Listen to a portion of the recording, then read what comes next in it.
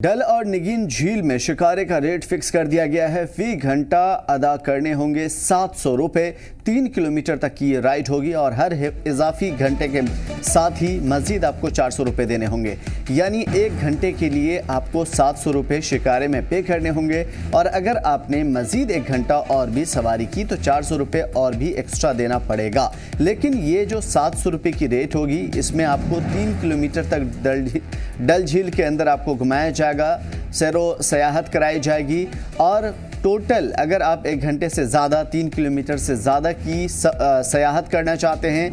सफ़र करना चाहते हैं तो आपको 400 रुपये एक्स्ट्रा और देना पड़ेगा। 6 घंटे की सवारी के लिए 2700 रुपये किराया फ़िक्स किया गया है, जबकि घाटी में दीगर मकामात का भी रेट फ़िक्स किया गया है। ख़ास तौर पे जो डल झील का इलाका है उससे मुत्तसिल जितने भी घाट हैं उन तमाम पे भी अलग अलग ये रेट फ़िक्स किया गया है। बता दें कि इससे पहले कई मरतबा ऐसी शिकायतें आई थी कि मनमानी रेट वसूल किया जा रहा है और जैसे जिस तरह के सयाह मिलते हैं उस तरह से ही उनसे किराया वसूल किया जाता है। लेकिन अब इंतज़ामिया की जानिब से डल और निगीन झील के अंदर जो शिकारे का और आसपास के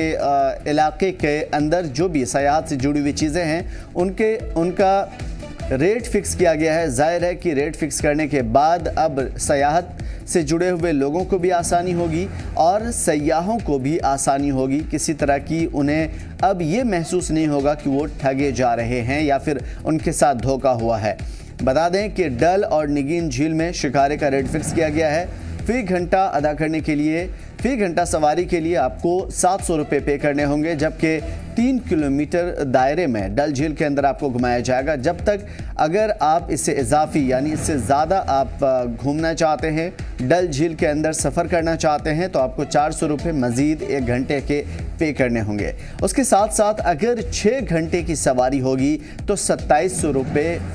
फ़िक्स किया गया है उसके लिए। साथ ही घाट से जुड़े हुए जो झील का किनारा होता है उसके जो दीगर मकामात हैं जहाँ पे सयाह घूमते हैं, जहाँ पे लुत्फ़अंदोज़ होते हैं सयाह, उसका भी रेट फिक्स कर दिया गया है। तो कुल मिला के ये कहा जा सकता है कि इंतज़ामिया का बेहतर कदम है और अब किसी भी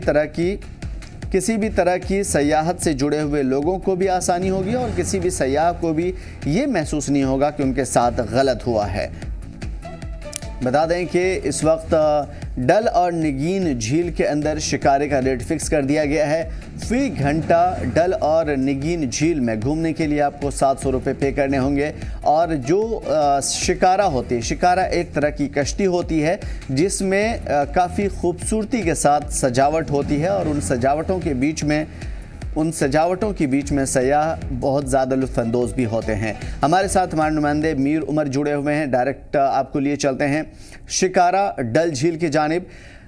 मीर, आपसे ये जानना चाहेंगे कि डल झील और निगीन झील के अंदर जो शिकारे का रेट फिक्स किया गया है और उसके साथ साथ घाट होते हैं, जो किनारे होते हैं, उसमें भी काफ़ी ज़्यादा चीज़ों में रेट फिक्स किया गया है। तो वो कौन कौन सी चीज़ें हैं जिसमें रेट फिक्स की गई है और क्या क्या तफसीलात हैं इसकी?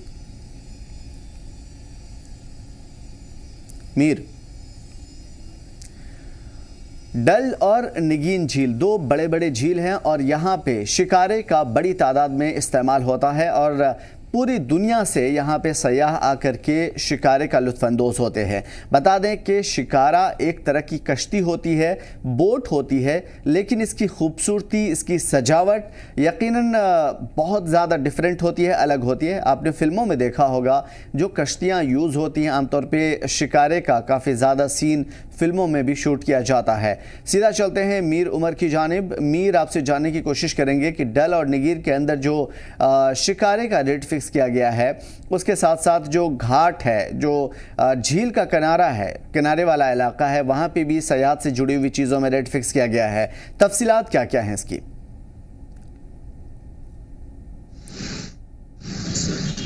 मीर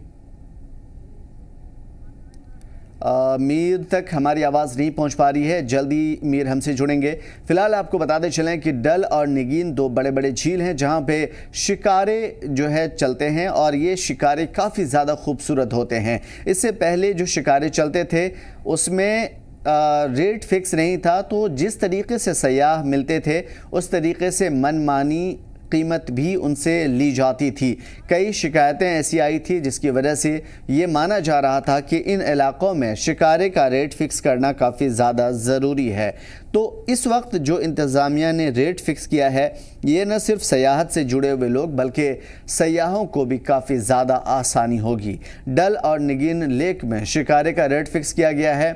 फ़ी घंटे के हिसाब से यहाँ पे आपको पे करना होगा। अगर आप 1 घंटे शिकारे में सवारी करते हैं तो आपको 700 रुपये पे करने होंगे। इस 1 घंटे के अंदर 3 किलोमीटर तक आपको राइड कराया जाएगा। इन शिकारों में बैठा करके डल झील और निगिन झील के अंदर खूबसूरत इलाकों में पानियों के ऊपर आप सफ़र कर सकेंगे। इसके लिए आपको 700 रुपये पे करने होंगे। साथ ही अगर आप इजाफी और भी ज़्यादा अगर आपको सफ़र करना है, 3 किलोमीटर से ज़्यादा एरिया को कवर करना है, तो आपको 400 रुपये और भी अदा करने होंगे। हमारे साथ हमारे नुमाइंदे मीर उमर जुड़ चुके हैं, उनसे पूछेंगे। मीर, ये जो शिकारा है उसकी रेट फिक्स की गई, साथ ही सयाहत से जुड़ी हुई कई चीज़ों की, ख़ासतौर पे घाट पे जो चीज़ें होती हैं उसकी भी रेट फिक्स की गई है, तफसीलात चाहेंगे। ये बिल्कुल बहुत एक इम्पोर्टेंट जो डिसीजन है जो सरकार ने उठाया है और इस तरह से टूरिज्म डिपार्टमेंट ने इसकी इम्प्लीमेंटेशन की है, बहुत ही इम्पोर्टेंट था, बहुत पहले किया जाना चाहिए था, क्योंकि जम्मू कश्मीर शुरुआत से ही एक टूरिज्म प्लेस रही है और इस तरह से जो एक ट्रांसपेरेंसी अब क्रिएट की जा रही है ताकि जो टूरिस्ट है उनको किसी भी तरीके से किसी भी जगह पे कहीं पे कोई डिस्क्रिपेंसी नजर ना आए, कहीं पे उनको धोखा या चीज ना हो। तो इस तरह से जो टूरिज्म डिपार्टमेंट है उन्होंने इस तरह के इकदाम उठाए हैं, जिसमें साफ तौर पर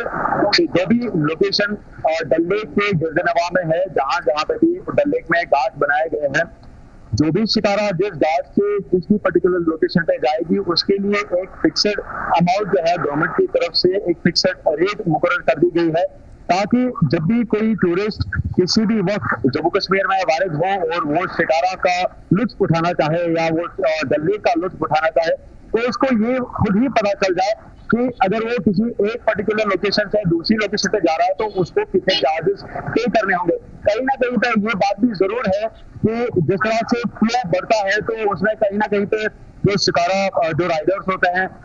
कभी ऐसा सुनने को मिलता है कि जो रेट्स है उसमें चेंज की जाती है या अपनी मनमानी के हिसाब से जो है फ्लो के हिसाब से उनको जो है पैसे उनसे लिए जाते हैं, किराया लिया जाता है। लेकिन जिस तरह से ये आप इकदाम उठाए गए हैं टूरिज्म डिपार्टमेंट की तरफ से, उम्मीद है कि जिस तरह से जो एक टूरिस्ट किसी भी जगह पे जाके